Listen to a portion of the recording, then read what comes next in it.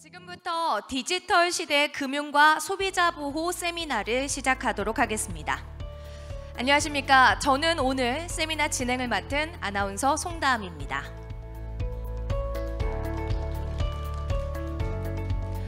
코로나19로 인해 3년 만에 오프라인 세미나가 전격적으로 재개가 되면서 이 자리를 함께할 수 있어서 저 또한 감회가 새롭습니다. 먼저 바쁘신 일정에도 불구하고 오늘 세미나의 패널과 또 발표를 맡아주신 분들께 감사의 말씀 드립니다.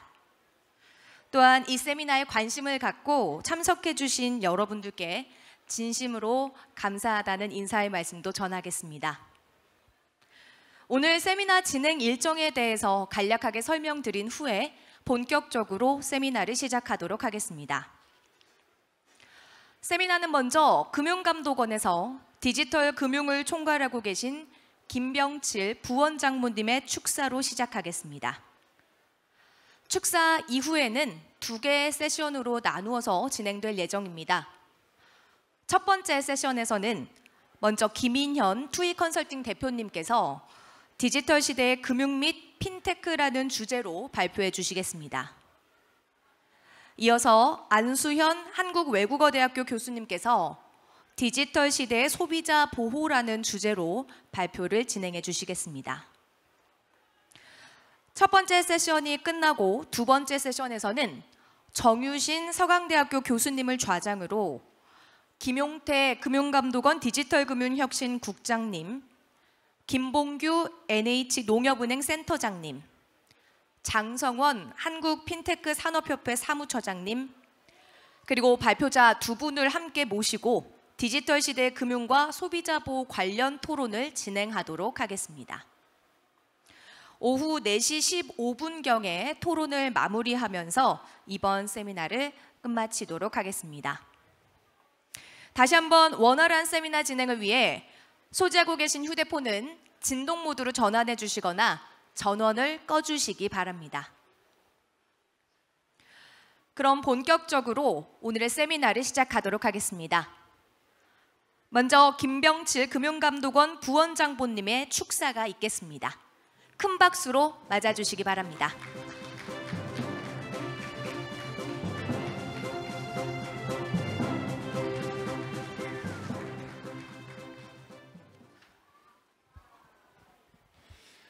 네, 안녕하십니까. 금융감독원 부원장보 김병칠입니다.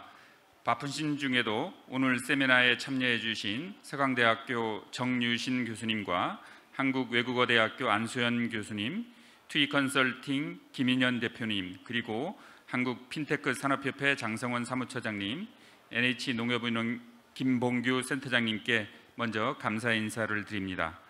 또한 오늘 이 세미나에 관심을 갖고 이 현장에 참석해 주신 모든 분들께 진심으로 감사의 말씀을 드립니다. 금융 분야의 디지털 전환이 가속화되는 가운데 핀테크 업계는 지속적으로 성장해 왔습니다. 금융감독원도 금융규제 샌드박스 제도를 통해 핀테크 기업과 금융회사의 혁신적인 금융 서비스를 출시를 적극 지원해 왔습니다. 이에 따라 현재까지 224개의 혁신 금융 서비스가 지정되었고 새로운 일자리는 1,903개 증가하였으며 누적 투자 유치 규모도 4,666억 원에 달하는 등 가시적인 성과를 시현하고 있습니다. 누구나 한 번쯤은 들어보았을 대출 비교 플랫폼이나 해외 주식 소수점 거래 등과 같은 혁신 서비스는 벌써 국민의 삶 속으로 스며들고 있으며 지정 대리인으로 지정된 36개의 서비스는 핀테크 기업과 금융회사를 경쟁에서 협력의 관계로 나아가게 하고 있습니다. 그러나 급속한 디지털화의 이면에는 정보 격차, 사이버 보안, AI 알고리즘의 편향성 등 다양한 문제점들도 노정되고 있습니다. 향후 디지털 금융 산업의 지속 가능한 성장을 위해서 기술이나 이익에만 매몰되지 않고 사회적 문제를 해결하려는 노력이 함께 경주되어야 합니다. 그런 측면에서 우리 모두가 함께 고민해 봐야 할 내용에 대해 말씀드리고자 합니다. 첫 번째, 소비자 보호 중심의 핀테크입니다.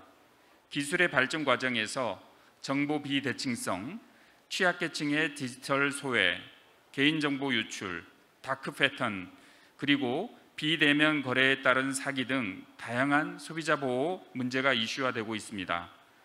핀테크 업계가 지속적으로 성장하기 위해서는 소비자 보호를 위한 끊임없는 노력을 통해 신뢰 확보가 선행되어야 할 것입니다. 둘째로 경쟁 속에 협력을 지향하는 핀테크입니다. 이종 산업 간 경계가 흐릿해지고 무너지고 있는 지금 금융회사 대 빅테크 그리고 빅테크 대 중소핀테크 간 무한 경쟁만으로 장기적인 성장이나 생존이 담보되기는 어렵습니다. 이제는 제로섬 경쟁이 아닌 동반 성장하고 상호 윈윈하는 전략을 고민해야 하는 시점입니다. 셋째, 사회적 가치를 창출하는 핀테크입니다. 공유 경제, 플랫폼 경제의 확산에 따라 증가하고 있는 긱워커를 위한 맞춤형 서비스라든지 ESG를 지원하는 그린 핀테크, 그리고 정보 부족으로 금융에서 소외되고 있는 팀파일러 등을 위한 대안신용평가 등 핀테크 업계가 사회적 이슈에 대안을 제시하는 사례가 늘고 있습니다. 핀테크 업계의 새로운 기술을 통해 우리 사회를 보다 따뜻하게 만들어 나가는 데 기여해 주시기 바랍니다. 오프라인 세미나가 코로나19로 인해 3년 만에 마련되었습니다. 최근에 금융 여건 악화로 핀테크 업계의 어려움이 클 것으로 생각되지만 어려운 시기를 잘 이겨내면 오히려 더 큰 성장을 이룰 수 있는 시장이 열릴 것이라 생각됩니다. 금융감독원도 끊임없이 소통하며 핀테크 업계의 활성화를 위해 계속 노력하겠습니다. 감사합니다. 김병칠 금융감독원 부원장님 보의 축사를 잘 들었습니다. 감사합니다. 다음은 김인현 투이컨설팅 대표님의 디지털 시대 금융 및 핀테크라는 주제의 발표가 있겠습니다. 큰 박수로 맞아주시기 바랍니다.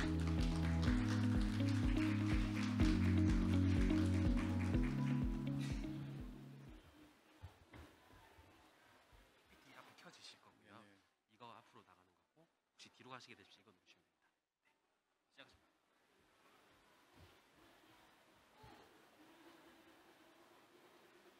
시작하십니다. 안녕하십니까. 투이 컨설팅 김인현입니다. 제가 오늘 디지털 시대의 금융 및 핀테크라는 주제로 말씀드리겠습니다. 저는 금융 쪽에 컨설팅하면서 항상 궁금한 게 두 가지가 있었는데 오늘 그 두 가지 질문에 대해서 여러분과 같이 생각해 봤으면 좋겠습니다.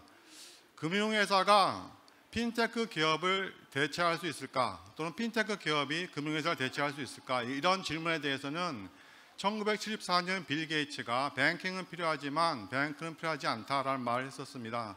이후로 핀테크 기업들이 등장해서 금융 서비스를 언번들링하고 리번들링하고 또는 금융 산업과 다른 커머스 산업과 경계가 모호해지는 빅 블러링 이런 일들이 벌어졌습니다. 그런데 디지털 뱅크의 저자이고 금융 컨설팅 쪽에 구루를 할 수 있는 크리스 스키너가 2017년에 빌 게이츠는 틀렸다고 말했습니다. 이유가 뭐냐면 금융은 규제의 산업이고 규제가 없으면 은행도 의미가 없고 금융 서비스도 의미가 없다 이런 얘기를 썼습니다.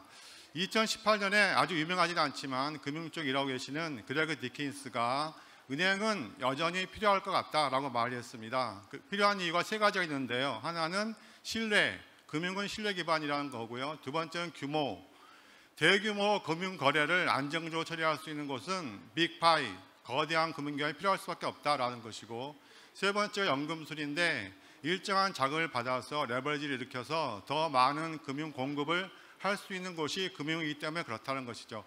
과연 금융회사가 앞으로도 필요 없게 될지, 핀테크가 금융회사의 뱅킹 서비스를 대체할 수 있을지 굉장히 궁금합니다. 두 번째 질문은 2017년에 시티그룹이 디지털 디스럽션이라고 하는 보고서를 냈는데요. 그 보고서는 디지털 산업의 변화에 대해서 연구한 보고서입니다. 어떤 산업에 디지털 기업이 등장하면 4년이 지나면 시장의 변화가 시작되고 10년이 지나면 전체 시장의 매출의 44%가 새로 등장한 디지털 승자가 차지하게 되고 결국에는 그 업계의 순위가 바뀐다, 이런 그 가설이죠.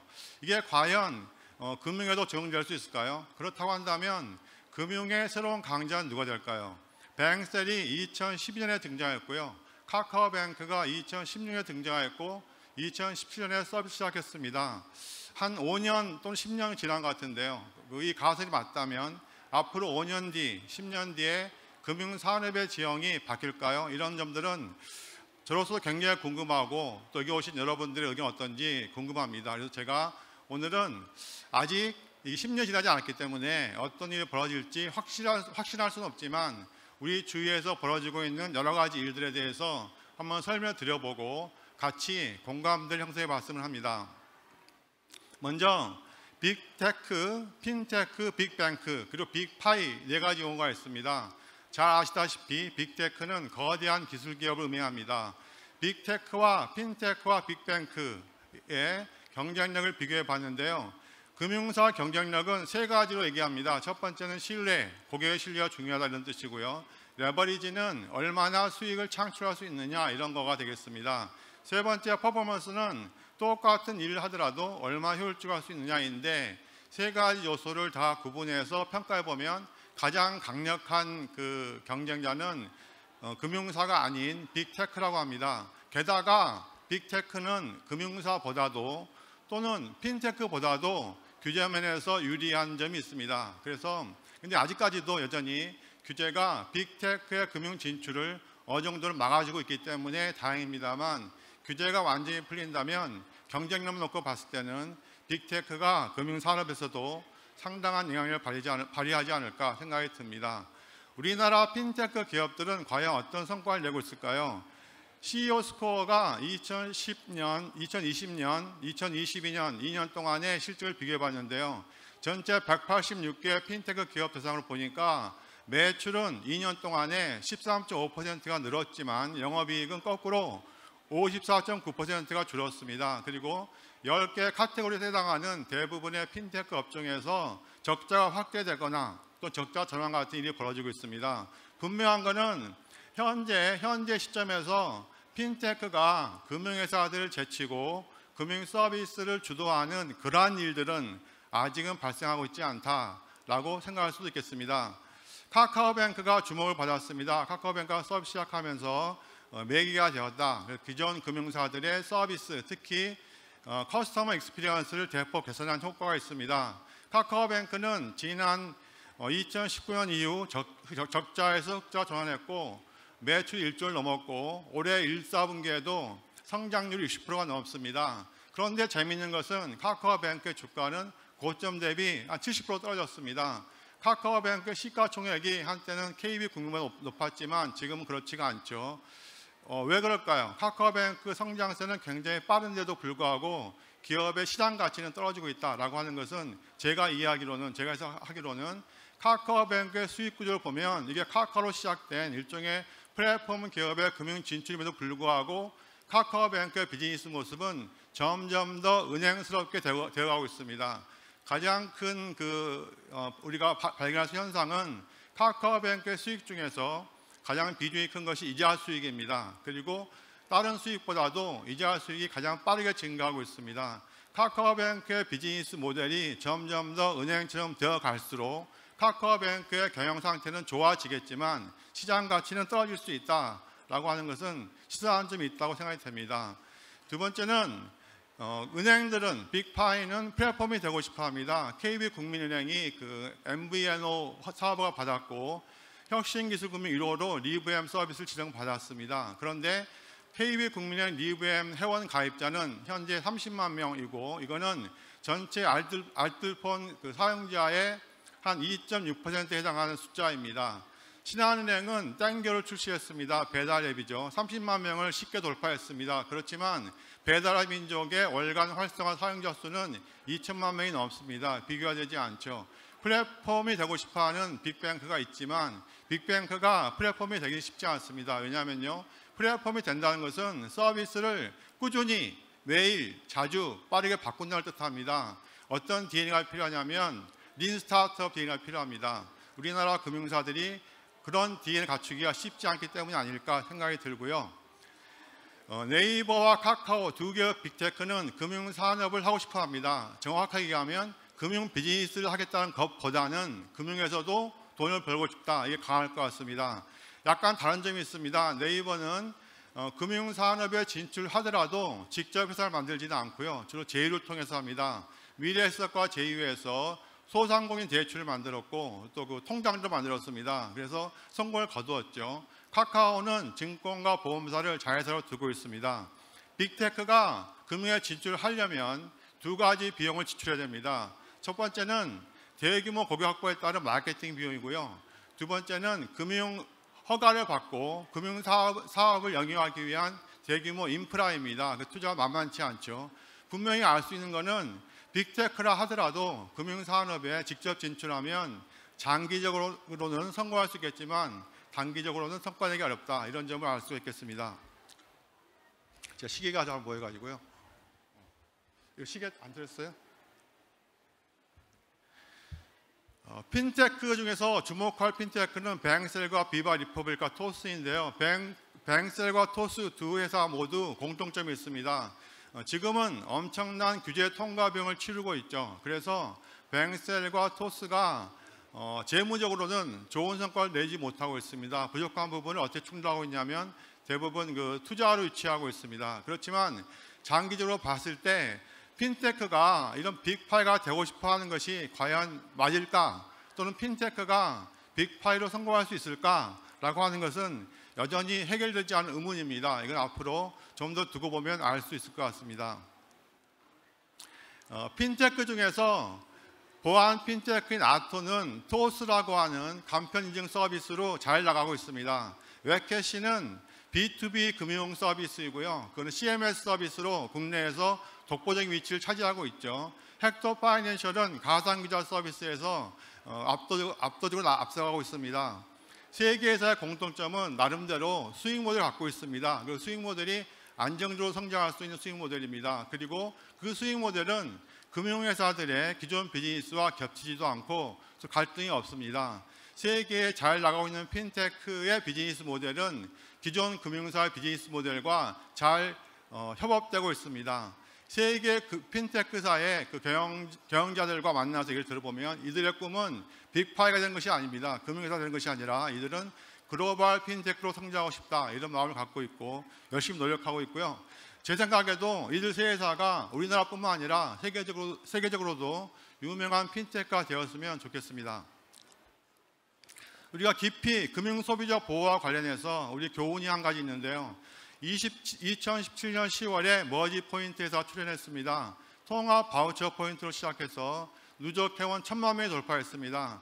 비즈니스 모델은 간단합니다. 만약에 우리가 포인트를 금융 거래한 다음에 받는 것이 아니라 포인트를 미리 구매할 수 있다면 어떨까? 또는 우리가 포인트를 거래를 하는 곳에만 사용하는 것이 아니라 여러 업종에 쓸 수 있다면 어떨까? 이런 두 가지 착안해서 만든 비즈니스 모델이죠. 그래서 만약에 소비자들이 좋아하는 상품을 만들 수 있으면 사용자가 늘어날 것이고 사용자가 많아지면 가맹점이 늘어날 것이고 가맹점이 늘어나면 다시 사용자가 늘어날 것이고 그러면 당연히 상품권이 많이 팔릴 것이고 자금이 확보될 것이고 이 비즈니스 모델은 성공하겠죠. 머지포인트의 비즈니스 모델은 처음에는 잘 나갔습니다. 그렇지만 곧 암초를 만났습니다. 2021년에 금융감독당국에 문의를 했습니다. 머지포인트의 비즈니스가 어떤 규제를 따라야 하는가였죠. 감독당국 의견은 포인트 같은 전자수단을 쓰는데 이 전자수단이 2개 이상 업종에 쓰게 되면 이건 전자금융거래법상 선불업에 해당된다. 그러니 선불업 라이센스를 받아라. 그리고 선불업에 해당하는 규제를 받아야 된다라고 통보가 갔고요. 머지포인트 결정은 우리가 여러 개 업종을 하면 안 되겠구나. 그러니 우리는 하나의 업종만 해야 되겠다라고 해서 음식점 전문 업종으로 자기의 범위를 축소했습니다. 그러니까 가맹점이 떨어져 나가기 시작했고 가맹점이 줄으니까 소비자가 떨어져 나가기 시작했고 결국 머지포인트는 검찰 넘어갔고 약 1,000억 원에 해당하는 피해를 유발시켰습니다. 그리고 현재도 문제가 완전히 해결되지는 않았죠. 머지포인트 같은 회사가 우리 주위에 많이 있습니다. 비즈니스 모델 괜찮습니다. 그렇지만 핀테크 스타트업들이 금융 규제를 잘 모릅니다. 그리고 뜻밖에도 금융 비즈니스를 잘 모릅니다. 저희는 그러한 핀테크들이 금융 규제를 잘 활용할 수도 있고 또 극복할 수도 있는 그런 환경이 중요하다고 생각합니다.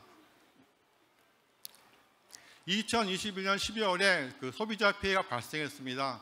비대면 안면인식 기술이 이제 아까 좀 전에 그 국장님도 말씀하셨지만 부원장님 말씀하셨지만 그 비대면 안면인식 기술이 금융 샌드박스 지정 받아가지고 몇몇 금융사들이 비대면 안면인식 기술을 이용해서 금융 소비자에게 대출을 했습니다. 그런데 문제가 있습니다. 이 기술을 이용했을 때 소비자의 본인이 아닌 다른 사람이 그 사람의 사진을 가지고 인증을 하게 되면 인증을 통과한다는 것이죠. 이것은 아마도 금융회사의 관련 시스템이 미비하기 때문이 아닐까 싶은데요. 그렇게 되었을 때 소비자는 상당히 억울하죠. 왜냐하면 자기는 본인의 사진을 잘 관리했음에도 불구하고 여러 가지 이유로 사진이 유출되어서 피해가 발생했는데 금융회사는 소비자에게 대출을 갚으라고 독촉합니다. 소비자가 원하는 것은 나는 혁신 기술이 적용된 그러한 서비스를 이용하고 싶다 이런 마음은 거의 없습니다. 단지 금융회사가 자신이 하지도 않은 대출을 가지고 자기에게 대출을 독촉했을 때 그거를 보호해 줄 수 있는 그러한 소비자 보호가 필요하다라는 것이 금융 소비자의 생각일 것입니다. 그렇다면 금융 규제가 어떤 관점에서 기술 혁신과 소비자 보호의 균형점을 잡을 것인가라는 것은 우리한테 던져주는 화두인 것 같습니다. 한편으로 금융 규제가 너무 포지티브하다, 그러니 네거티브하면 어떻겠느냐 이런 주장도 많이 있는 것 같습니다. 집트랙이라고 하면 아실 텐데요. 집트랙이 최근 유원지 놀이기구 중에서 가장 인기 있는 놀이 중에 하나이죠. 그런데 집트랙은 관련 규제가 없습니다. 그러다 보니 집트랙에 대해서 관리 감독하는 담당 부처도 없고 데이터 수집도 발생하지 않습니다. 그런데 집트랙은 사업은 많이 확장되지만 집트랙으로 인한 소비자 피해는 점점 더 커지고 있습니다. 그렇다면 우리가 규제가 있는 것이 좋을까요? 없는 게 좋을까요? 규제가 있다면 집트랙 사고가 9시 뉴스에 나오지 않을 것이고, 그렇다면 소비자가 서비스를 신뢰할 것이고, 아마도 그렇게 되면 서비스 제공자에게도 더 좋은 일이 아닐까 생각이 됩니다.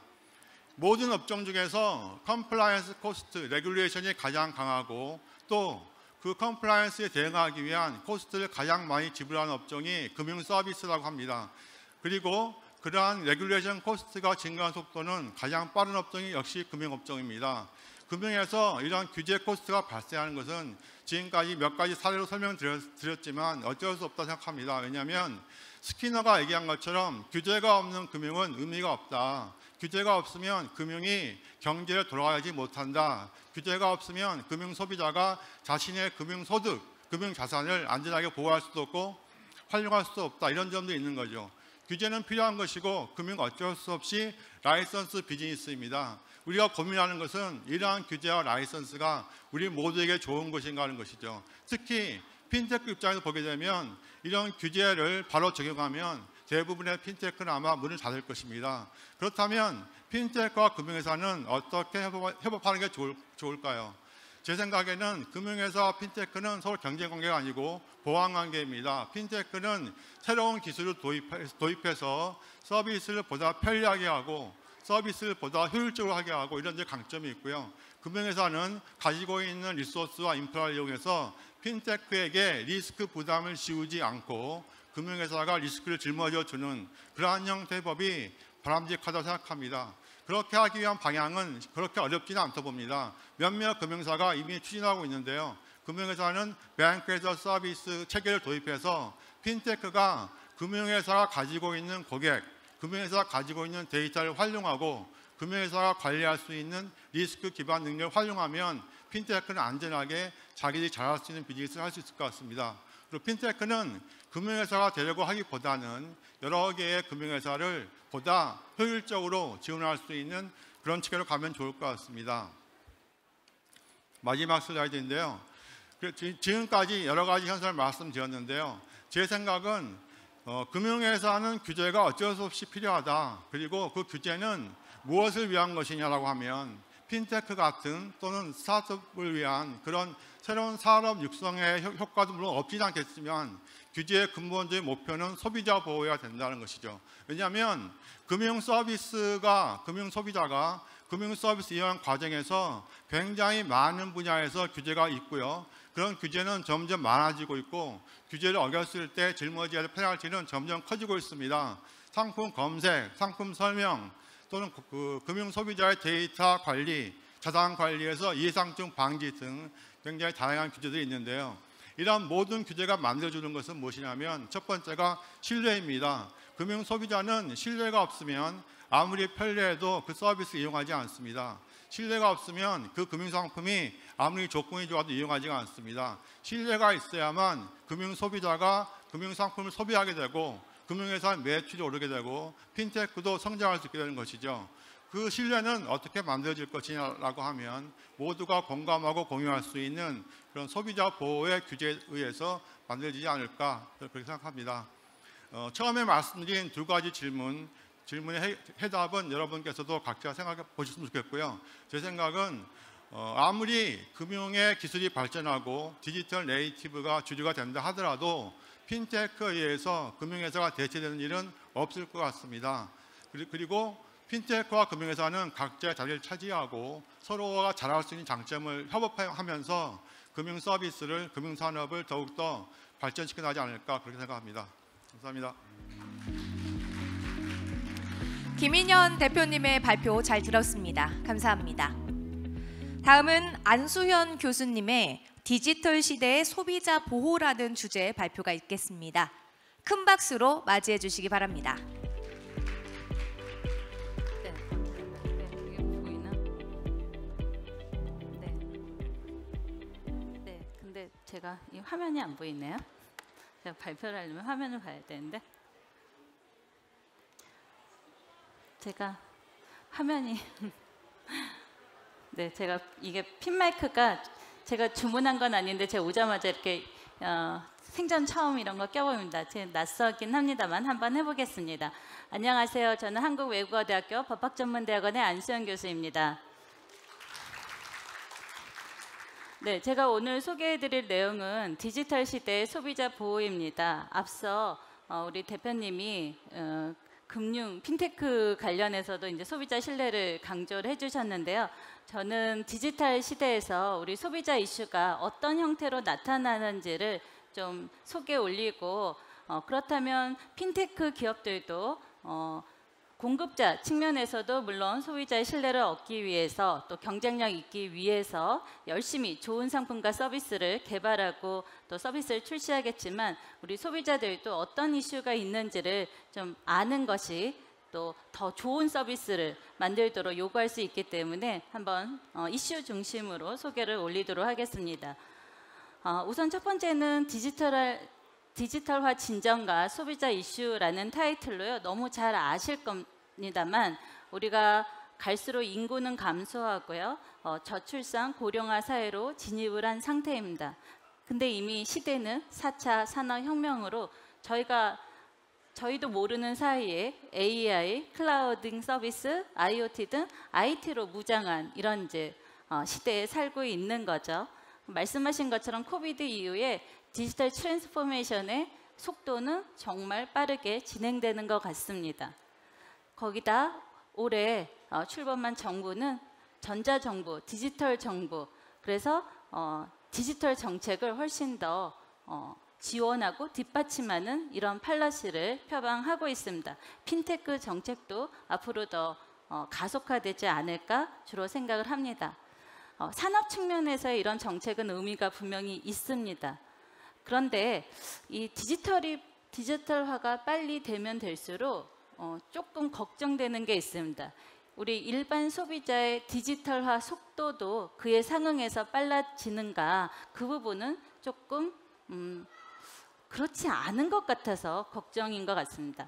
국내 디지털화 정보화 현황을 매년 과기정통부가 이렇게 페이퍼로 발표를 합니다. 저는 이게 굉장히 의미가 크다고 보여지는데요. 제 외국 논문들을 보면 이렇게 한국에서는 디지털화 정도를 매년 발간하고 있어서 정부가 정책을 만드는데 굉장히 도움이 된다 이런 평가를 하고 있습니다. 그래서 2019, 2020년도, 2021년도 보면 우리 일반 국민의 디지털 접근, 역량, 활용 모두 다 증가하는 걸로 분명히 나타나고는 있습니다. 그런데 우리가 보통 일반 사람들의 디지털화 속도를 따라가는 것은 어느 정도 이해가 가는데요. 주로 계층별, 그중에서도 취약계층을 좀 더 살펴봐야 될 것 같습니다. 우리 고령층의 경우에는 다른 계층에 비해서 좀 떨어지는 걸로 통계에서도 나오고 있고요. 또 연령별로도 보면은 이제 상당 부분 차이가 나와 있습니다. 디지털 정보와 역량 부분에서 접근성이나 활용 부분보다 역량 부분에서 특히 고령자층에 대해서는 굉장히 점수가 낮게 나오고 있습니다. 상당히 차이가 나죠. 저소득층이 92.9라고 할 때 고령자는 53.9로 나오고 있기 때문에 디지털화에서 고령자층이 벗어날 수는 없기 때문에 이런 이제 통계들도 굉장히 의미가 있는 것 같습니다. 제가 오늘 말씀드린 거는 고령자층이나 장애인층이나 저소득층 같이 일부 계층에 대한 얘기는 아닙니다. 지금부터 말씀드리는 사안은 일반적인 우리 평균 소비자에게도 디지털화의 가속도에 따라서 어떤 이슈들이 등장하는지를 좀 말씀드리고자 합니다. 디지털 취약이라고 할 때에는 보통의 취약계층이 늘 이야기하는 인적인 부분들, 연령, 성별, 인종, 교육 수준, 의사판단, 능력 이런 부분이 다 포함되긴 합니다만 그 외에도 성격에 따라서 내지는 과도한 자신감을 갖고 있어서 합리적인 의사결정이 좀 부족한 사람들 내지는 시장 구조 자체가 굉장히 독과점이고 정보가 불충분한 그러한 환경 하에서도 얼마든지 취약한 소비자가 나타날 수 있는데요. 이거는 일반적인 시장 구조에서는 정보만 더 주면 좀 더 개선할 여지가 있지만 디지털 취약은 또 좀 다른 부분들이 있습니다.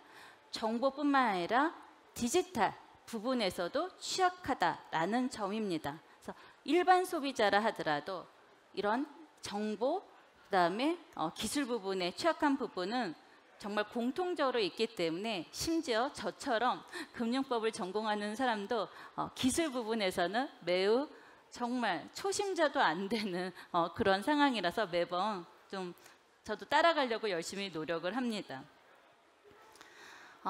이런 디지털 취약은 갈수록 심화될 것으로 보여집니다. 너무 잘 아시다시피 디지털 경제 또 데이터 경제라고 얘기를 하기 때문에 저희가 분명히 소비자 편의 면에서는 많이 도움을 받고 편리한 상품과 서비스 제공이 이루어질 것으로 믿어 의심치는 않는데요. 문제는 이런 데이터가 매일매일 쏟아져 나올 수밖에 없는 상황이고요. 이 자체가 데이터가 금융 자본에 비견되는 새로운 자본으로 모두 다 인식을 하고 있기 때문입니다. 데이터가 쌓이면 쌓일수록 우리 공급자 측면에서는 더 좋은 상품을 만들 수가 있고 더 좋은 서비스를 출시할 수 있게 됩니다. 그럼 더 소비자들이 많이 쌓이고 그럼 더 정확한 정보가 모이게 되고 계속 데이터가 쌓인 곳에 더 많은 소비자가 모이게 되죠. 그래서 경쟁력이 있고 그런 기업이 뭔가 훨씬 더 확대 성장할 어떤 이유가 될 수가 있을 것 같습니다. 그래서 디지털 시장에서는 이제 소비자의 발자국이라고 얘기하죠. 이용 행적들이 쌓이게 되고 그것이 소비자에게는 경제적으로 인센티브로 작동을 할 수도 있습니다. 문제는 이런 소비자들이 이런 디지털 시장에 접근이 제한되면 새로운 자본을 얻을 수 있는 기회마저 없어지는 그래서 이제 금융 소외 이런 이야기들이 나올 수밖에 없죠. 디지털 소외, 금융 소외가 지금보다 분명히 심화될 수 있다라고 생각을 할 수가 있습니다. 디지털 취약 심화 요인은 이런 AI, 그다음에 데이터, 블록체인 이런 이슈가 많이 얘기될수록 산업이 발전하지만 한편으로 디지털 취약으로 인해서 혹시 소외될 수 있는 소비자에 관해서도 균형 있게 생각을 해야 된다 이렇게 말씀을 드릴 수가 있겠습니다.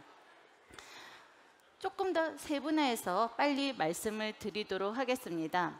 우선 디지털 취약이라고 얘기할 때 제일 먼저 나타나는 게 우리가 개인화, 맞춤형 상품, 맞춤형 서비스 이런 얘기를 하는데요. 어떤 면에서는 맞춤형이 좋지만 어떤 면에서는 타겟이 된 소비자를 상대로 원하지 않는데 그 사람의 마음속을 그 사람 마음만큼 알아서 사지 않으면 안 될 만큼 그런 마케팅에 이용될 가능성이 굉장히 큽니다. 그래서 소비자 데이터를 수집해서 이거는 꼭 그 사람의 개인정보를 정확히 알지 않다 하더라도 그룹핑으로 해서 이 정도의 카테고리에 들어있는 사람은 평균적으로 이런 취향을 보일 수 있다라고 추출을 해낼 수가 있는 거죠. 개인화된 차별적 가격 결정은 좀 더 나쁜 쪽으로 보면 어떻게 보면 시장도 조작할 수 있는 가능성도 없지 않습니다. 특히 어린이, 고령자, 그 다음에 청소년, 그 다음에 정신적으로 힘든 상황에 있는 분들, 예를 들면 파산 직전 아니면 실직자 이런 분들을 상대로 할 경우에는 상당히 합리적인 의사결정을 못할 것을 기화로 굉장히 나쁜 권유를 할 가능성이 굉장히 큰 거죠. 두 번째는 다크 패턴입니다. 많이 들어보셨을 것 같은데요.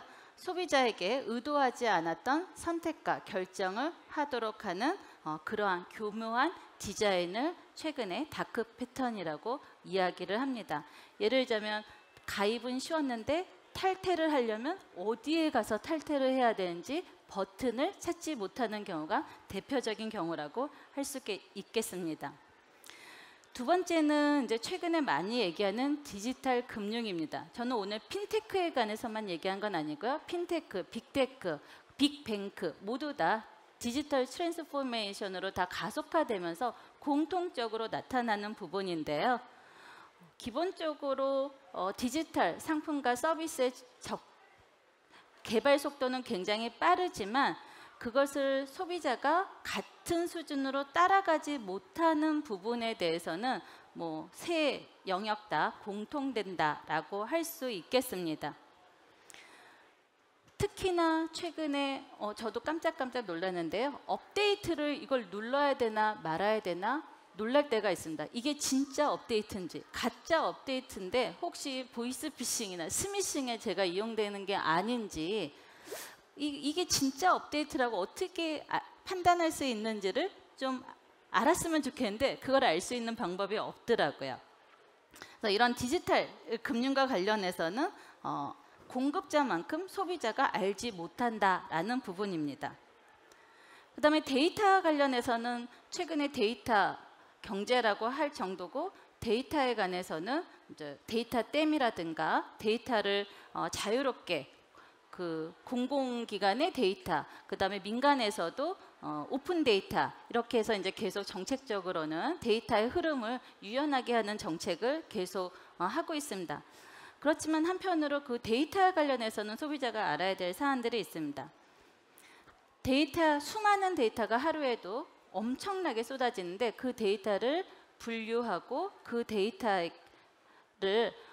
가공하는데 어떠한 규칙에 의해서 어디 소스로부터 그런 데이터를 가져왔는지를 저희는 모르는 상태에서 일반 소비자를 공급자 측면에서는 이제 판단할 가능성이 굉장히 크죠.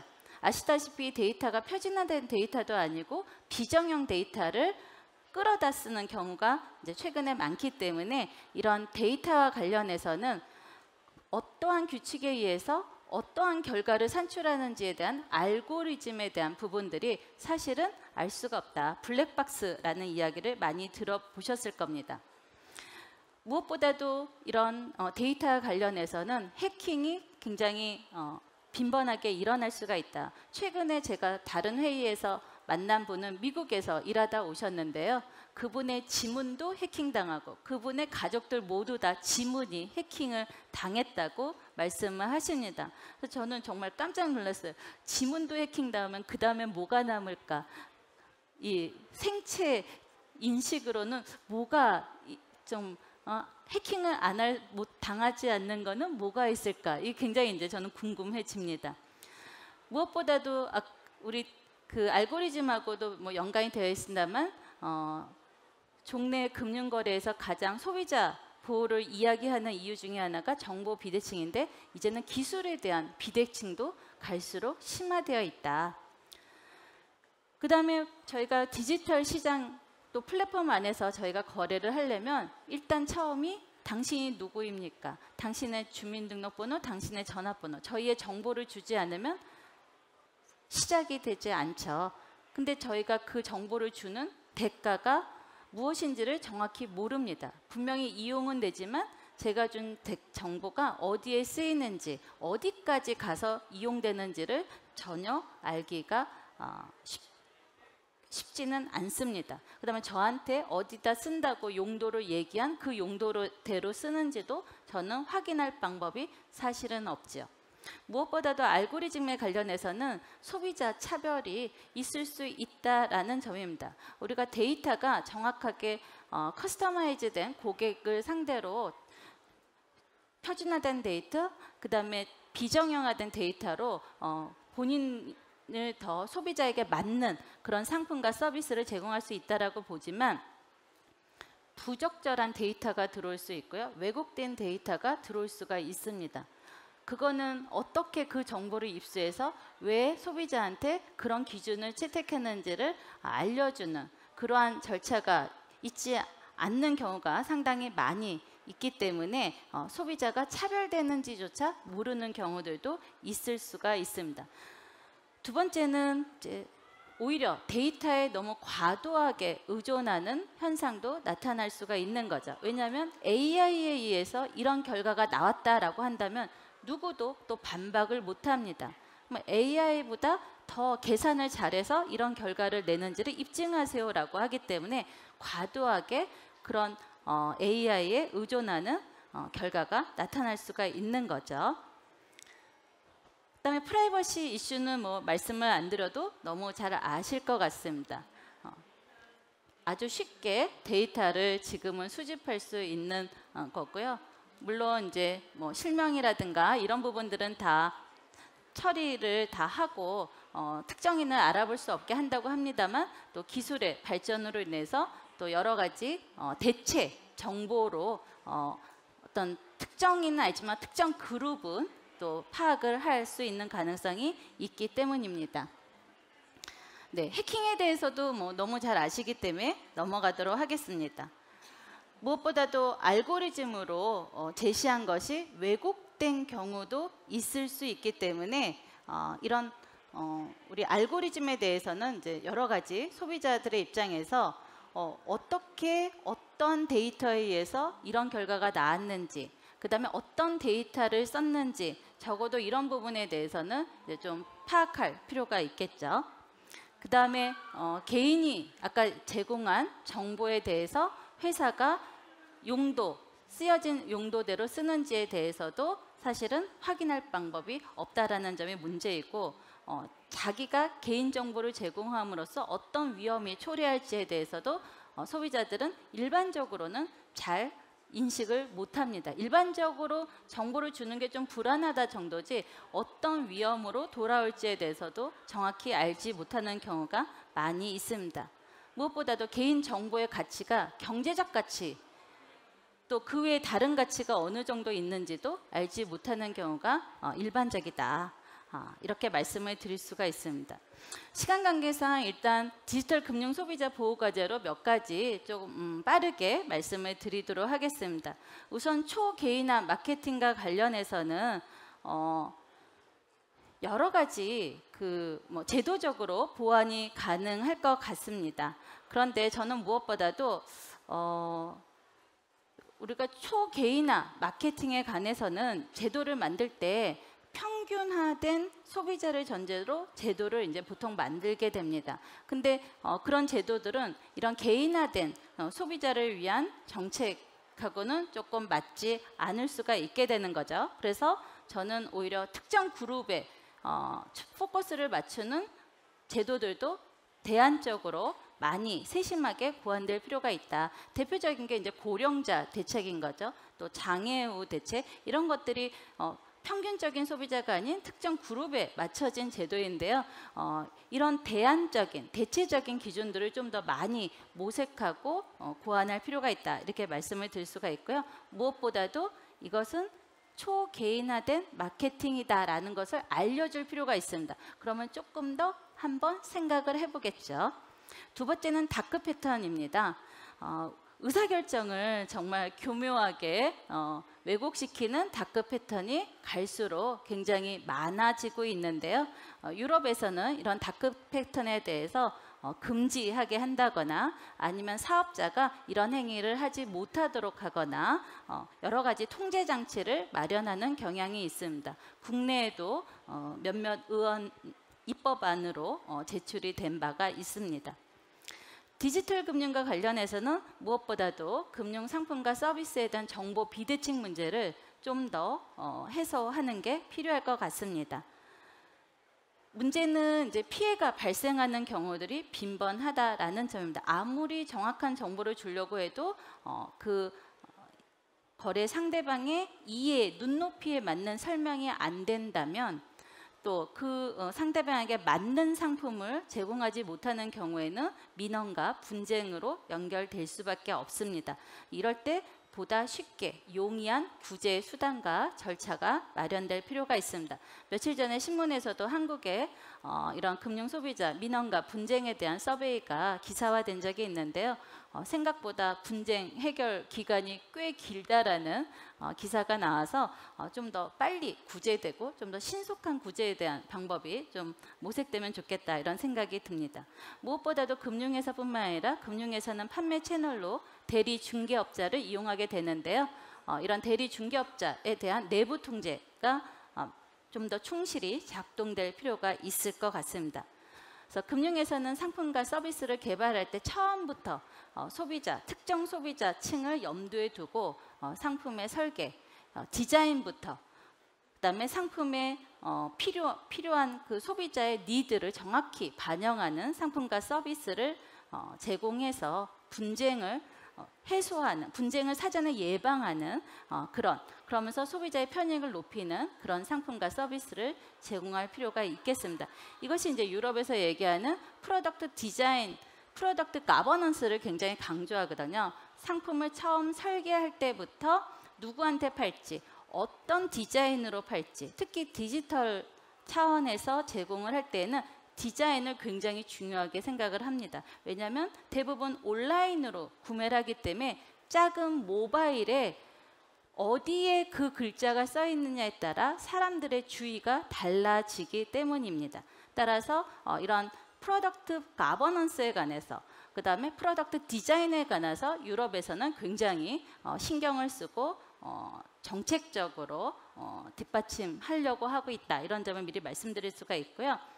데이터와 관련해서는 아까 말씀드린 대로 데이터 수집, 사용, 판매와 관련해서 또 이 데이터는 업데이트된 데이터인지 주기에 관해서도 투명하게 소비자한테 알려줄 필요가 있습니다. 또 이해하기 쉽게 제공할 필요가 있겠습니다. 무엇보다도 소비자를 차별하지 않고 공정하고 또 남용하지 않도록 해야 되겠습니다. 이런 것들은 이제 유럽의 GDPR에서도 반영이 된 바가 있고요. 저희도 참고를 할 수 있겠습니다. 또 하나는 데이터 관련해서는 이제 책임을 확실히 물을 수 있어야 될 것 같습니다. 예를 들자면 알고리즘에 대해서는 분명히 블랙박스 문제가 있다는 것을 누구나 압니다.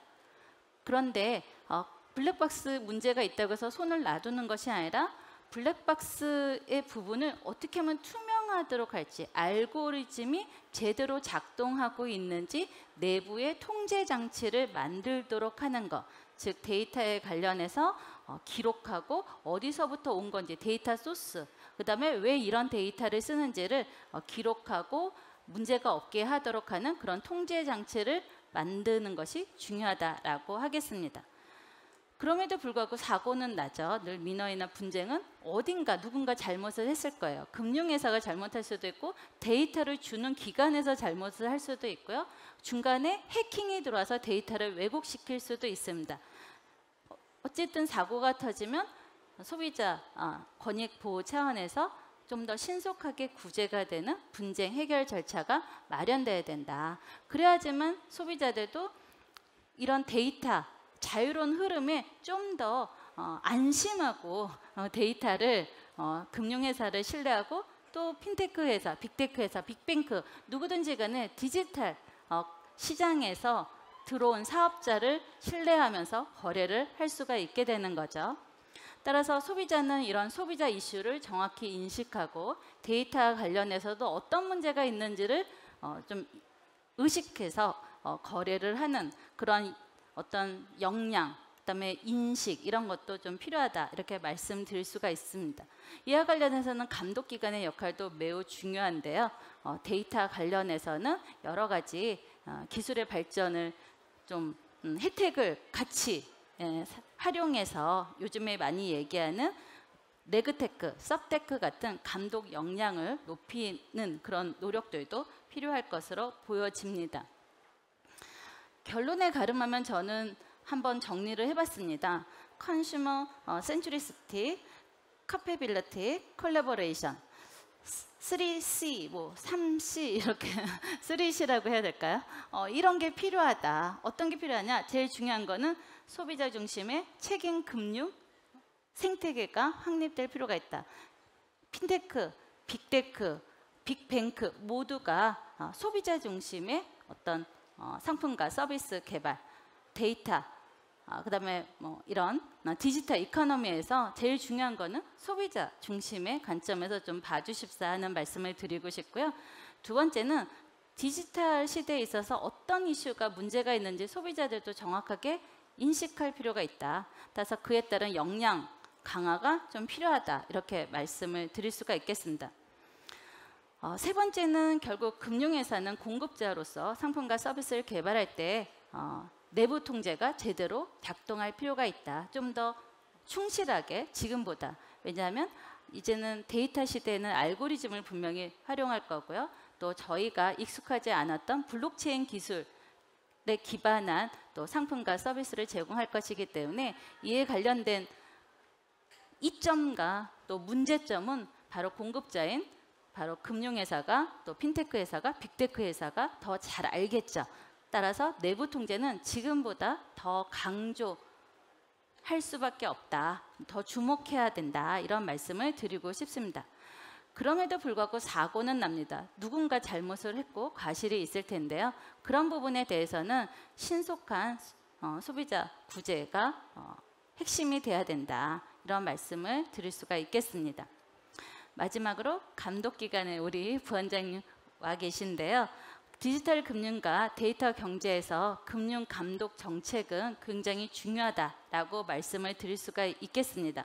아까 디지털 시대에서 소비자 취약은 일부 계층, 일부 노령자, 일부 장애인에게만 디지털 취약성이 문제가 되는 게 아니라는 점, 일반적인 소비자도 늘 디지털 취약성에 노출되어 있다는 점을 고려해서 저는 감독 정책의 서브테크나 레그테크의 하나로 소비자의 이런 애로사항, 소비자의 피해 사항들을 빨리 감독기관이 좀 더 지금보다 빨리 포착할 수 있는 그런 테크놀로지를 더 많이 활용하는 데 신경을 써주시면 어떨까. 그래서 소비자들의 집단적인 목소리가 나중에 기사로 나오기 전에 미리 기술로 파악하는 그런 감독 정책을 좀 부탁드리고 싶습니다. 이상입니다. 감사합니다.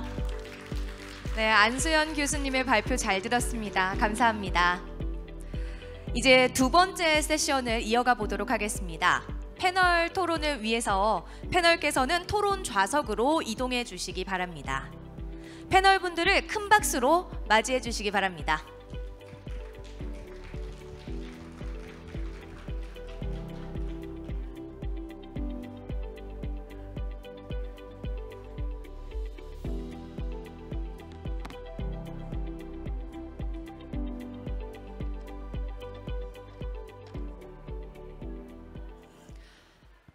두 번째 세션에서는 패널 토론이 기다리고 있습니다. 이 패널 토론 진행을 위해서 이제 좌장이신 정유신 교수님을 모시고 또 진행을 해보도록 하겠습니다. 좌장이신 정유신 교수님께 진행으로 패널 토론이 있겠습니다. 정유신 교수님께서 토론을 시작해 주시기 바랍니다. 들리나요? 예. 뭐 시간도 없이 숨가쁘게 막 가야 되는 거네요, 그죠? 여러분들 어떻게 들으셨나요? 저는 두 분 그 발제 짧지만 아주 컴팩트하고 인상 깊게 잘 들었습니다. 어떻게 보면 이제 우리가 지금 디지털 시대 소비자 보호에서 디지털 금융의 어떤 특징이라든지 향후 방향 또 그리고 또 디지털에 따른 어떤 소비자 보호의 이슈를 같이 다뤘어요. 그러니까 굉장히 사실 크긴 한데 좀 핵심적인 내용도 한번 짧지만 저희가 지금 가지고 있는 시간이 몇 분이에요? 40분, 45분? 45분? 40분? 예.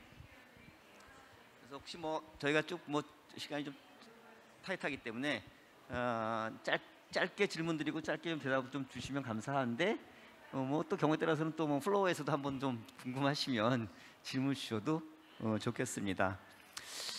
앞서 이제 우리 트윈 저 대표님 김인현 대표님 참 재밌게 말씀 주셨는데 이게 금융사하고 사실은 이제 빅텍, 핀텍 그리고 또 빅파이가 되고자 하는 어떤 그런 핀텍 얘기를 쭉 주셨는데 결국 이제 규제는 필요하다, 그죠? 규제는 필요한 것 같아. 본인 판단이시지만 규제는 필요하고 그런 과정 속에서 앞으로 점점 중요한 것은 근데 소비자 보호뿐만 아니라 소비자의 어떤 걸 효용을 맥시마이즈시키는 게 굉장히 제일 중요한 우리의 어떤 과제라 그러면 거기를 중심으로 해서 어떤 그런 금융사라든지 또는 빅테크라든지 핀테크라든지 또는 빅파이라든지 이런들이 경쟁력 갖춰가면서 같이 할 수 있는 그런 것으로 가장 좀 바람직한 것은 경쟁도 있지만 협업 이런 얘기를 주셨어요. 그래서 최근에 우리 이제 어떤 그런 금융 혁신을 갖다 우리가 촉진하기 위해서 금융당국에서 이제 우리 혁신금 서비스 규제 샌드박스 내에서 이제 그런 것들 갖다 적절히 활용을 하고 있는데 지금 한 2년 이상 쭉 하다 보니까 좀 피로감이 누적된 것도 있고 또 정부가 바뀐 것도 있고 여러 가지가 있는데 조금 좀 이제 좀 그 속도가 좀 떨어졌어요. 그래서 좀 주춤. 그래서 이제 국내 핀텍 혁신 동력이 좀 감소하고 있는 거 아닌가 하는 그 우려가 있는데 오늘 강의를 발제 갖다 들으면서 어떤 생각을 하게 되냐면 이걸 좀 우리 두 가지 주제를 좀 잘 결합을 해가지고 하게 되면 이런 쪽의 혁신금 서비스 또는 혁신 동력을 금융 혁신 동력을 다시 좀 짚을 수 있지 않을까 이제 그런 생각을 해봤어요. 그러니까 협업도 있을 수 있고 여러 가지 방안들이 있는데 우선 여러분 보시기에 맨 좌측에 우리 핀텍 산업협회 장차장님 계신데 그쪽 업계에 또 가장 밝으시니까 좀 그런 혁신 동력이 좀 최근에 좀 약화되고 있는 거 아니냐 그런 우려를 좀 불식하기 위해서 금융당국도 노력을 하지만 업계에서 좀 그걸 갖다 해소할 수 있는 방안들을 좀 어떤 것들을 좀 준비하고 계신지 정책 당국에서는 지금 최근에 발표를 한번 했죠. 그래서 규제 샌드박스의 심사 체계라든지 이런 방안들 갖다 좀 우리가 좀 효율화시키고 이렇게 한 것들 발표를 했는데 업계에서 좀 그런 차원에서 어떤 지금 움직임들이 좀 있는지 아까 또 우리 김인현 대표님 말씀 주셨지만 협업 차원에서 어떻게 좀 할 수 있는 것들 얼핏 듣긴 저는 이게 테크핀적인 요소가 좀 그런 걸 좀 많이 할 수 있지 않을까 에어리어를 갖다 이렇게 치고 나가는 어떤 그런 핀텍보다는 그런 생각인데 좀 간단하게 말씀 주시겠어요? 예, 핀테크 산업협회 장성원 사무처장입니다. 지금 말씀하신 것처럼 일단 이 혁신의 동력이 조금 약해진 것 아니냐라는 우려가 시장이나 심지어는 요즘 이제 당국에서도 조금씩 나오고 있는 상황입니다. 근데 이제 다행스럽게도 최근에 이제 당국이 8월에 금융규제 샌드박스 내실화 방안을 발표하셨고 민관위원 중심의 혁신위를 구성 운영하시겠다. 그리고 어떤 혁신 전문가 지원단 설치를 하고 심사 기준을 명확하겠다라고 해서 저희 업계에서는 너무 상당히 고무적이고 반가운 정책 전환이라고 생각을 하고 있습니다. 이제 다만 이번에 발표한 내실화 방안에도 불구하고 지금 이제 업계에서는 지속적으로 좀 요구해 왔던 우려해 왔던 부분들이 해소될 수 있을지 실질적으로 거기에 대해서는 좀 걱정이 있습니다. 그래서 첫째로 이제 그 불명확성, 예를 들어 저희 사업을 하려면 핀테크 업체들은 기존 금융회사들에게 몇 년은 좀 어려운 시기, 고난의 시기겠지만 핀테크 업체들에게 6개월, 1년, 2년은 생존이 달린 시기이기 때문에 그 상황에서 계속 무작정 기다리면서 그러면 이제 투자를 받을 수도 없는 상황이 되고 뭐 서비스를 접어야 되는 상황. 그래서 그러한 부분들의 절차를 좀 명확하고 진행 상황을 좀 공유해 주실 것을 요청을 드리고 있는데 그런 부분들이 실질적으로 반영이 됐으면 좋겠다라는 생각을 하고 있습니다. 그래서 이제 향후에는 이제 좀 동태적인 규제 개선하고 맞물려서 샌드박스가 이제 그 어떤 스몰 라이센스로 좀 나아가서 발전될 수 있도록 그러한 지속적인 방안이 좀 필요하다고 생각을 하고 있습니다. 그리고 이제 오늘 뭐 주제가 소비자 보호인 만큼 정유신 교수님께서 말씀해 주신 어떤 그 핀테크와 금융기관 간의 어떤 그 협업이 좀 필요하다고 생각을 합니다. 사실은 이제 금융의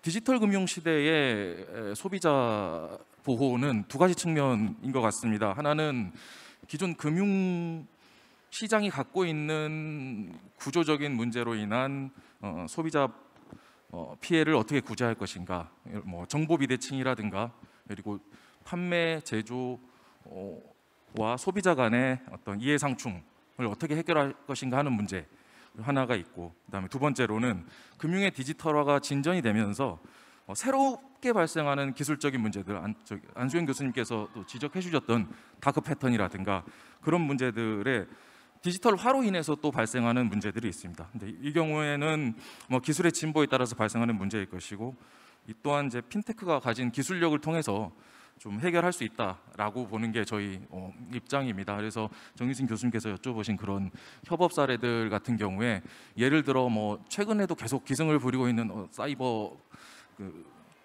침해 문제, 그리고 보이스피싱 이런 부분에 있어서도 김 대표님께서 예를 들어주신 비대면 인식의 어떤 기술적인 결점으로 인해 발생하는 문제들이 있습니다. 근데 다만 이것 또한 어떤 지금 비대면 안면 인식을 통한 비대면 계좌 결제 등 기술 고도화가 이루어지고 있는 상황이고, 저희 회원사 중에도 사실 비대면으로 계좌 개설을 할 때 어떤 비대면 안면 인식을 범죄자가 사진이나 동영상 등으로 안면 인식을 시도할 때도 이게 정확히 이게 실제 본인인지 이게 사진인지 동영상인지를 정확히 거의 가려낼 수 있는 그런 기술들이 좀 발전을 하고 있습니다. 그래서 이런 부분들이 꼭 반드시 은행이나 기존 금융회사들에서도 이런 고도화된 기술들을 통해서 어떤 사이버 침해, 보이스피싱 문제들을 좀 해결할 수 있다.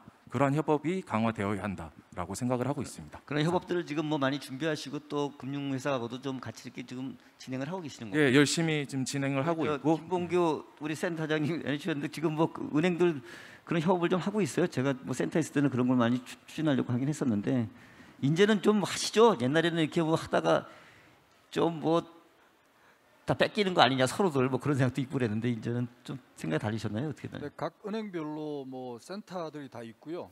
그에 대한 나름대로의 지원책들은 다 마련하고 계속 협업을 하는 노력은 하고 있죠.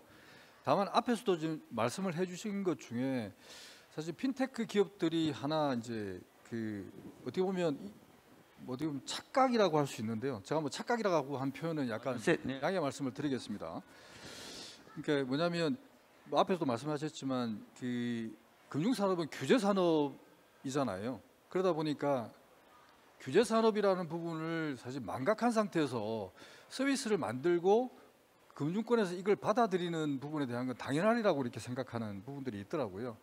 사실 이제 규제가 마련되기 전에는 금융권에서 이걸 도입하는 데는 사실 한계점이 있고요. 그래서 이제 그런 부분들을 잘 중간에서 잘 어떻게 보면 단계별로 또 샌드박스라는 좋은 제도가 있으니까 그런 것들을 활용해서 진행할 수 있도록 그렇게 노력하고 있는 상태입니다. 제가 두 분 이제 발제자 그다음에 쭉 말씀드려서 어떤 생각을 하냐면 역시 금융은 규제가 필요하긴 한 것 같아요. 그러니까 인식의 갭이 좀 있어요, 그죠? 그래서 그걸 누군가 조정을 좀 해주는 그런 것들이 좀 필요하다는 생각이 들고, 근데 과거 대비로 보면 이제 은행이나 금융회사들도 핀텍과 그것도 특히 이제 그 테크핀들 기술 갖고 있는 그런 핀텍 업체들하고는 협업의 필요성을 굉장히 많이 느끼고 있잖아요. 그래서 인식 갭에도 불구하고 그런 필요성이 많이 있으니까 저는 협업이 이제 될 수 있다라고 생각하고 이제 그 가운데 있는 근대 금융 위원회나 또는 우리 감독원이나 또는 뭐 핀텍 센터 이런 쪽에서 같이 조력을 해주면 많이 협업이 일어날 수 있을 것 같아요. 아까 트윈 컨설팅 우리 자료에 보면 뭐 세 개 기업을 갖다 얼핏 들어주셨는데 그죠? 뭐 웹캐시 또 뭐죠 아톤 뭐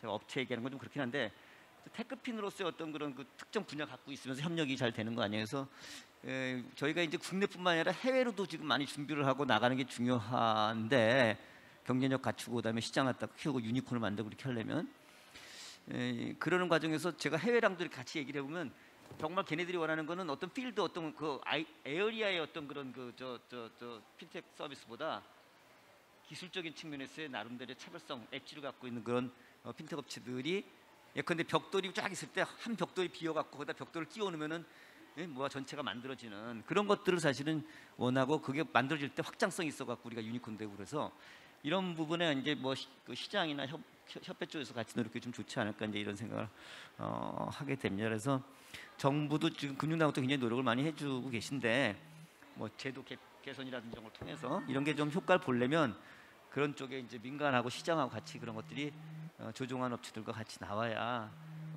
잘 되지 않겠나 이런 생각을 하게 됩니다. 그 우리 저 트윈 컨설팅의 우리 김 대표님도 거기에 뭐 동의를 하시나요? 어떻게 뭐 저는 그냥 그렇게 이해를 했는데 아까 협업되려면은 이게 좀 더 기술 쪽에 좀 더 포커싱이 돼 있는 그런 그 핀텍 업체들 이런 쪽이 이제 앞으로 좀 더 중요하지 않겠는가. 뒤에 이제 우리 뭐 소비자 보호의 데이터 이슈 뭐 이런 것도 많이 나왔는데 뭐 짧게 한번 뭐 코멘트 해줄 수 있으세요? 아까 그 금융 샌드박스도 얘기하셨는데요. 금융 샌드박스가 처음 제도가 생겼을 때 첫 해에는 핀테크 회사들이 주로 신청했고요. 두 번째부터 보면 이제 핀테크의 비중은 줄고 금융 회사들이 주로 이용을 많이 했고 그랬는데 이런 흐름을 보면은 여전히 금융 산업은 규제 산업이고 금융 산업이 소비자를 보호하는 과정에서 보면 어떤 점들이 문제이고 어떻게 접근해야 되는가를 가장 잘 알고 있는 금융회사이고 핀테크는 그중에 일부를 알고 있거든요. 그래서 금융과 핀테크 협업이 굉장히 필요한데 지금까지 잘 안 됐다고 봐요. 저는 그 이유는 제가 볼 때는 협업이 안 된 책임은 금융사에도 많지 않나. 왜냐하면 금융사가 핀테크가 얘기를 하면 그거 어디까지 했니? 잘 만들었냐? 그러면 나한테만 가져와라. 이런 식으로 접근을 하기 때문에 사실은 어떤 조건이 필요하냐면 금융사가 리스크와 라이센스는 내가 해결해 줄게.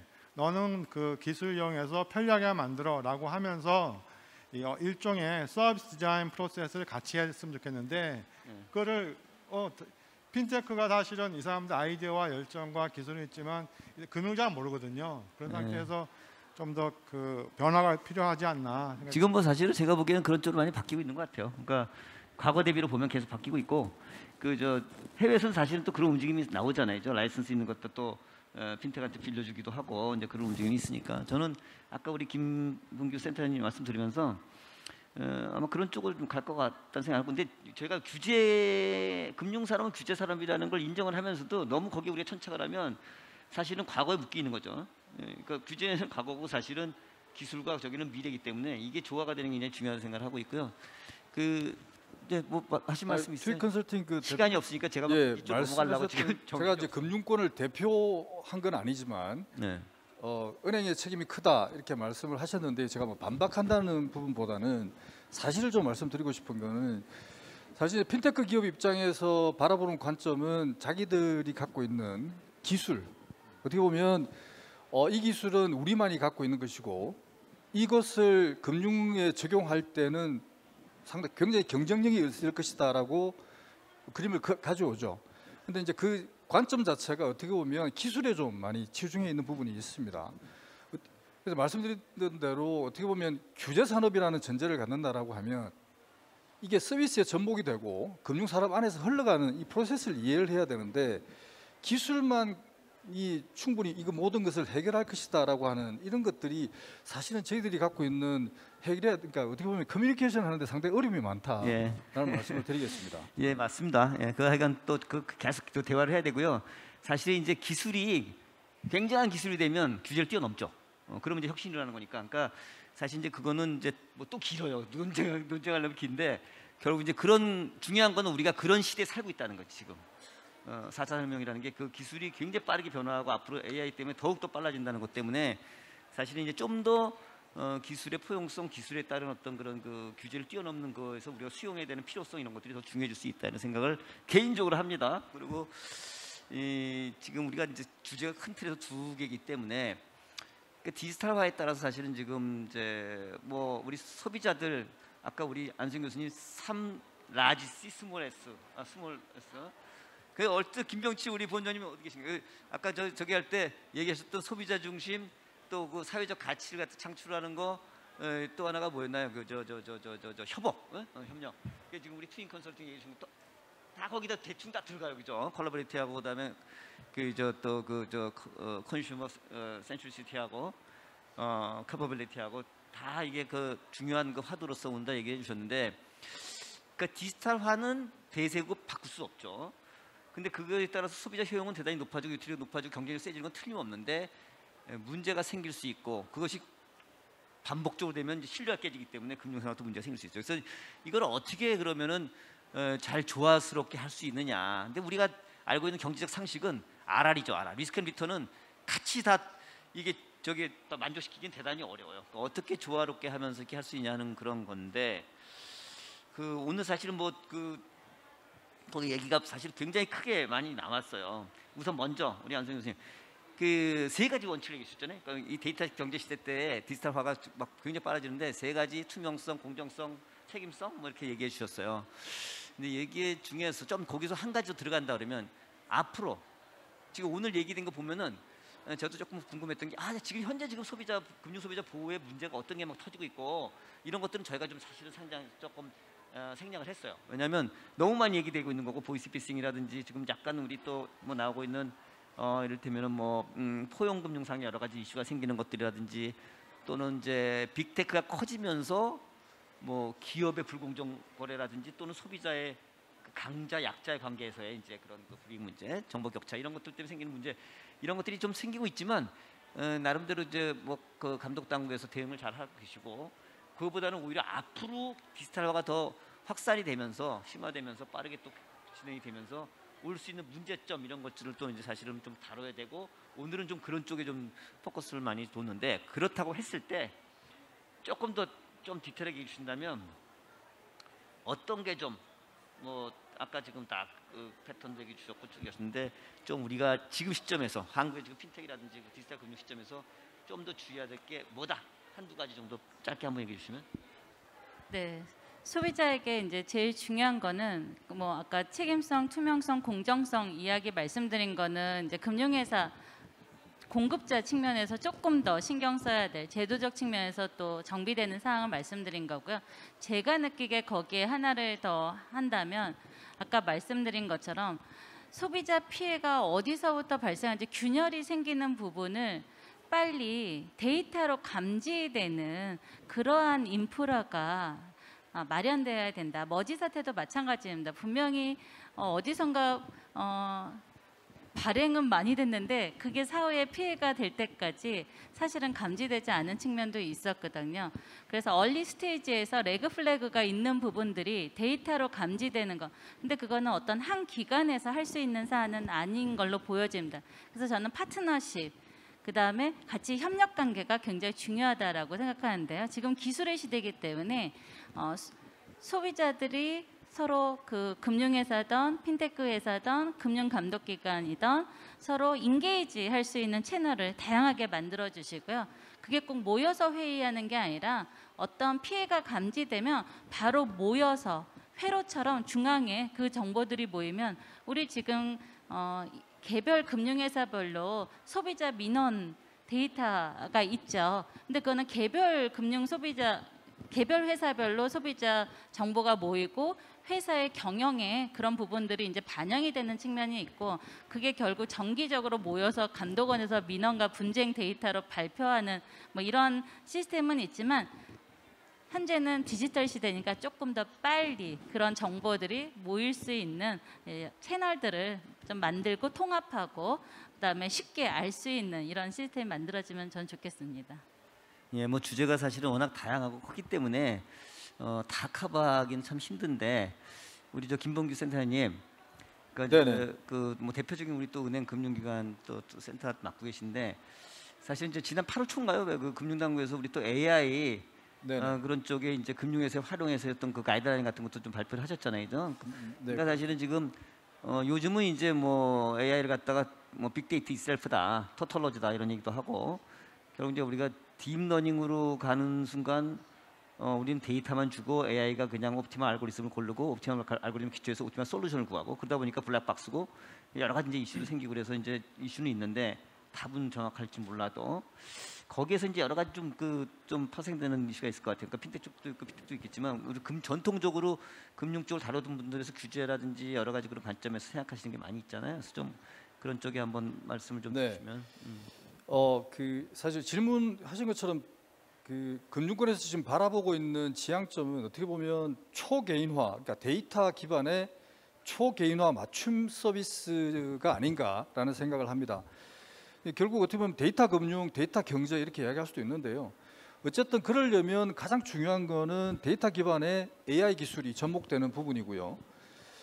이제 사실 그러려면 크게 다양한 연구들이 필요할 텐데, 사실 이제 이게 데이터 기반이라고 하는 이야기가 나오기까지는 사실은 뭐 일련의 과정들이 좀 있었습니다. 여러분들 뭐 잘 아시겠지만 이번 뭐 핀테크 위크잖아요. 핀테크라고 하는 어떤 전환점이 있었던 게 2014년도 그 천송이 코트 사건, 여러분 기억하실 텐데요. 이 3월 달에 천송이 코트 있고 난 다음에 사실 디레귤레이션이라고 하는 개념 뭐 이야기들이 많이 나왔습니다. 그러니까 뭐 인증서 폐지 관련된 이야기들부터 해서 그해 7월 달에 간편 결제 나오고, 그 다음 해 2015년도죠.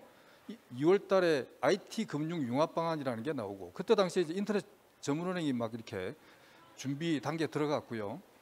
그러면서 이제 2019년에 이르면서 사실 이제 그다음 그러니까 2015년도 그때 말에 저희 이제 농협은행 같은 경우는 이제 API, 오픈 API를 이제 시작하게 되었는데, 이제 그걸로 인해서 이제 그다음 해에 오픈 은행 공동 오픈 플랫폼이 탄생이 됐죠. 그게 2016년도 9월 달입니다. 그 이후에 이제 그 오픈 뱅킹이라고 금융위원회를 중심으로 해서 오픈 뱅킹을 굉장히 열심히 준비해서 2019년 12월 달에 오픈 뱅킹이 출범을 했거든요. 사실 오픈 뱅킹이 출범한 그 시점은 그 디지털 금융에서 굉장히 중요한 전환점이라고 생각을 합니다.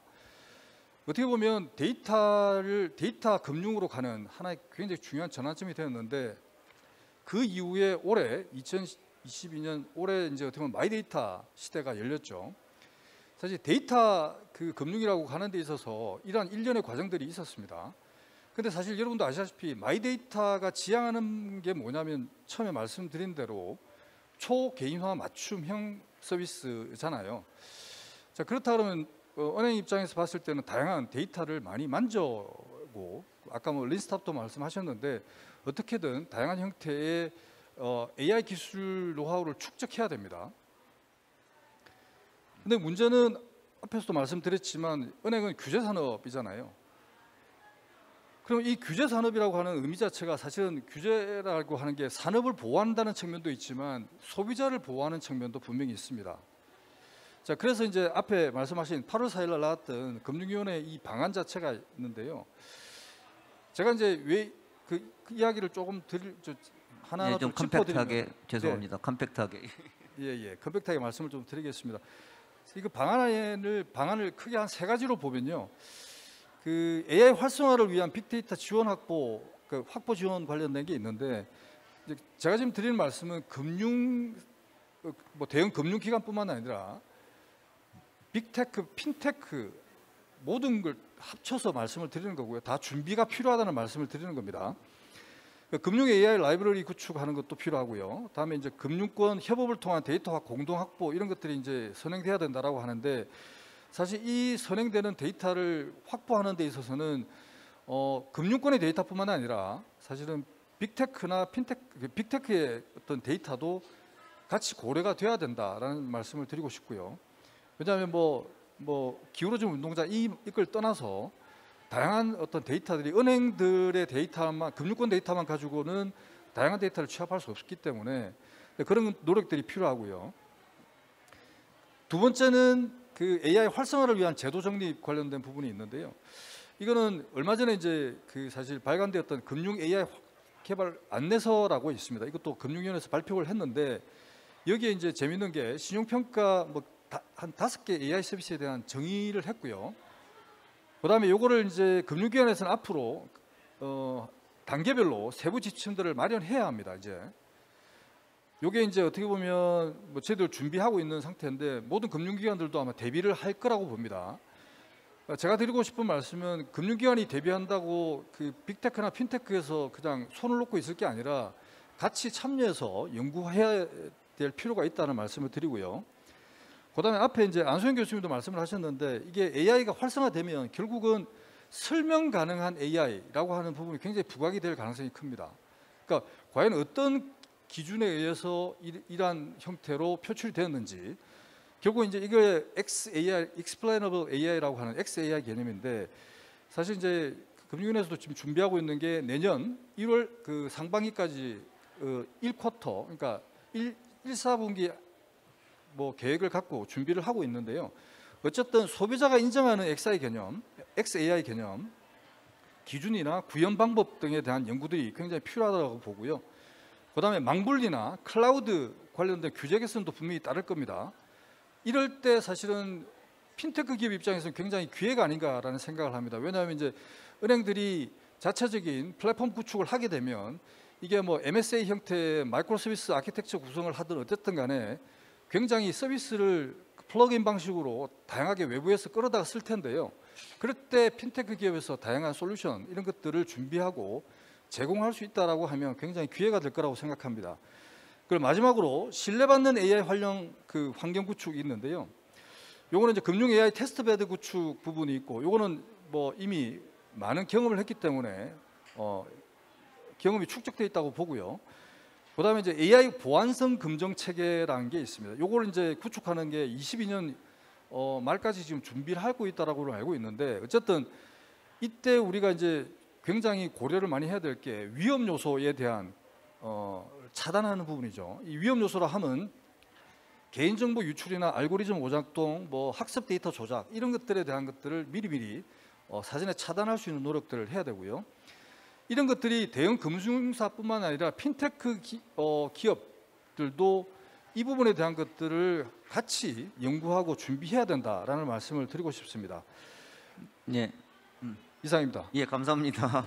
예, 아마 지금 말씀 들으면서 여기 들으신 분들도 많이 공감도 하고 또 생각하셨겠지만 워낙 디테일한 내용에서 잘 모르실 수도 있어요. 그러니까 저희가 이제 금융당국에서 발표를 해가지고 제가 알기로는 아마 내년 6월 정도 이 정도 되면 아마 이제 이런 준비들이 나름대로 그 준비가 돼서 적어도 금융권 내에서는 그런 데이터 갖다 확보를 좀 추가로 좀 확보를 하고 그래서 이제 지금 사실 마이데이터 산업이라는 게 금융혁신 단계에서 볼 때는 3단계예요. 처음에는 언번들링으로 시작했다가 플랫폼으로 지나서 세 번째가 사실은 이제 데이터를 활용한 융합 단계 이게 마이데이터 거기에 첫 번째 나온 신산업이 사실은 마이데이터 사업이고 그 다음에 이제 그 비금융과의 금융과 융합이 4단계인데 우리나라는 지금 4단계면 좀 일부 막 하려는 그런 시도는 있지만 3단계가 좀 개화가 돼야 되는 거죠.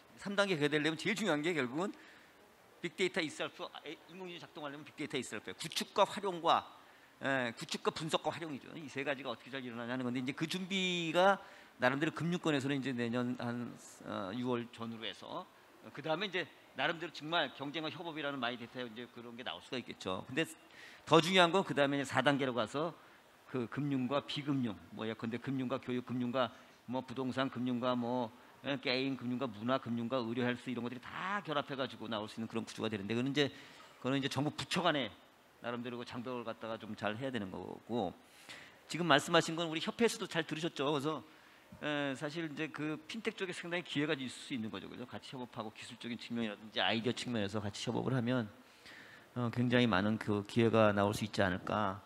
그런데 이제 이게 총론은 그런데 강론으로 가면 사실은 굉장히 그 어려운 부분이 많아요. 아까 우리 저 부원장님 사실 축사에서 말씀 주셨고 안수영 교수님 말씀 주셨는데 이를테면 알고리즘으로 가면 이게 이제 블랙박스다. 아까 뭐 우리 저 김봉규 센터장님 익스플레이너블 AI다.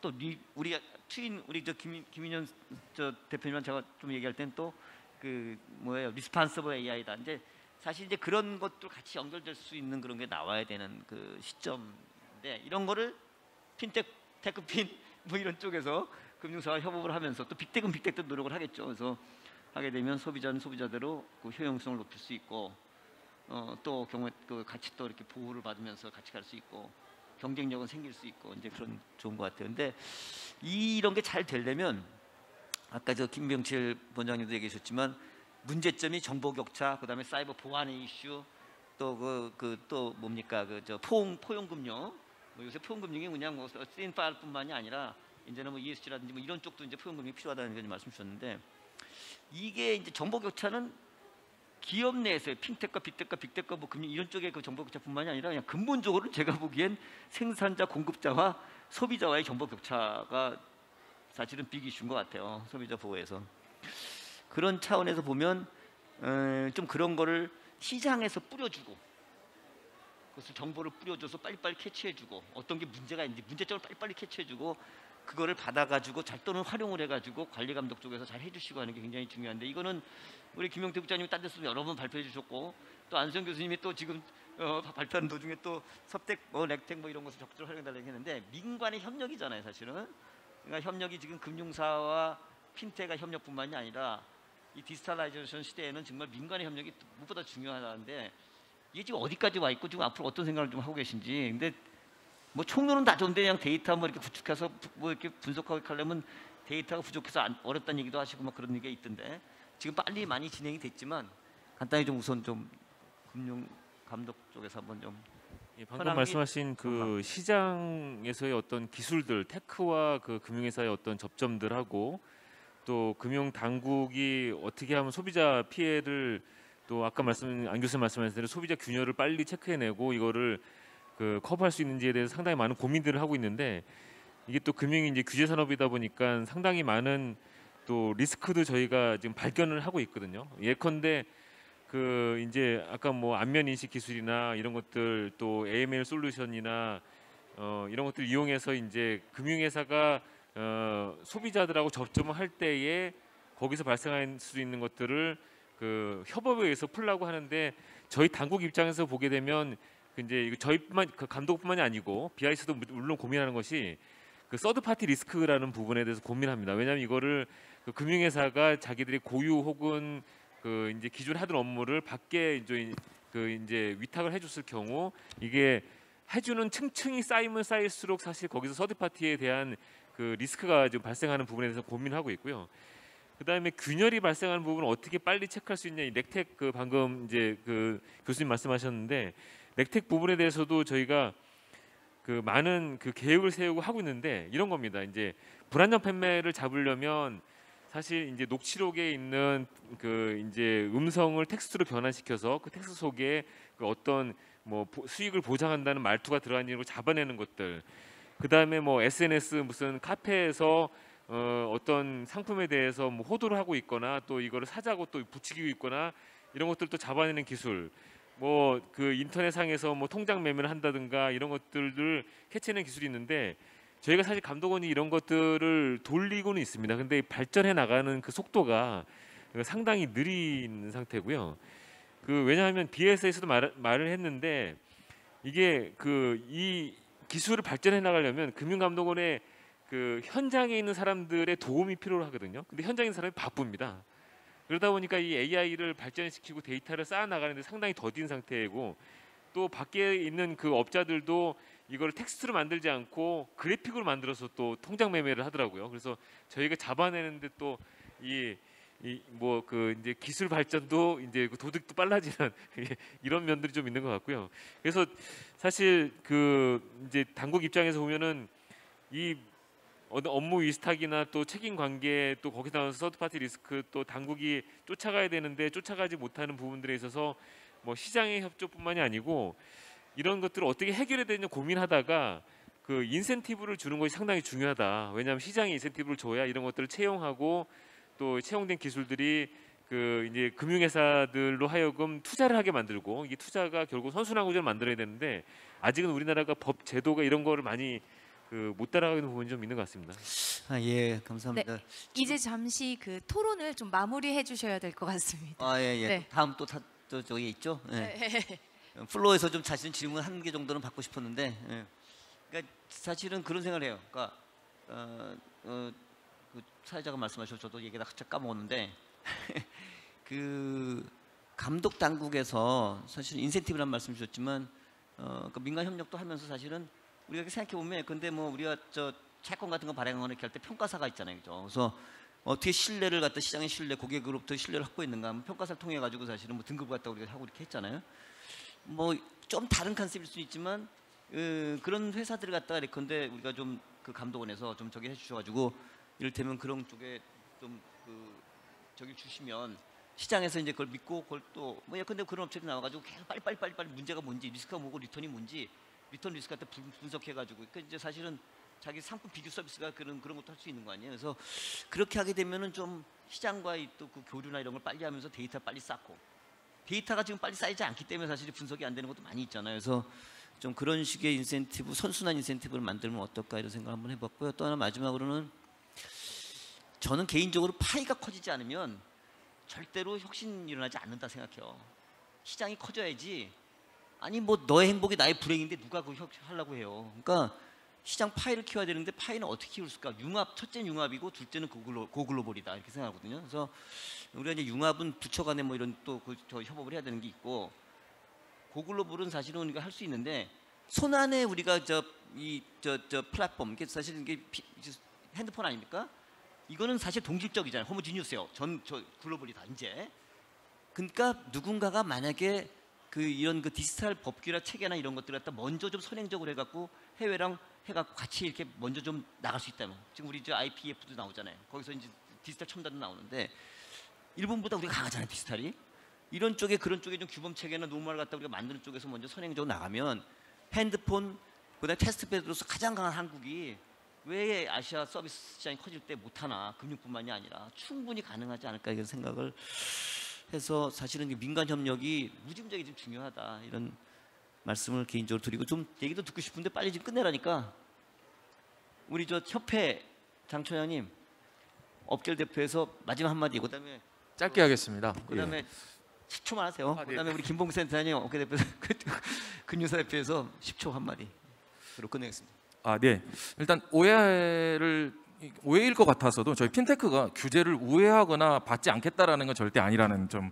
그래서 소비자 보호는 어떻게 보면 궁극적으로 규제가 없이는 소비자 보호는 없을 것 같습니다. 그래서 대표님 말씀하신 것처럼 반드시 규제가 신뢰를 낳고 신뢰가 쌓여야 계속 시장이 있을 수 있는 거니까 그런 부분들 협회도 뭐 저희 기업들도 열심히 하고 있다는 점 알아주시고 앞으로 좀 그 레그테크 분과 최근에 오픈을 했습니다. 그래서 저희 김영태 그 국장님께도 연락을 드려서 이게 민관 합동의 어떤 그 보호 체계 만드는 거 한번 제안 드려보고 싶습니다. 이상입니다.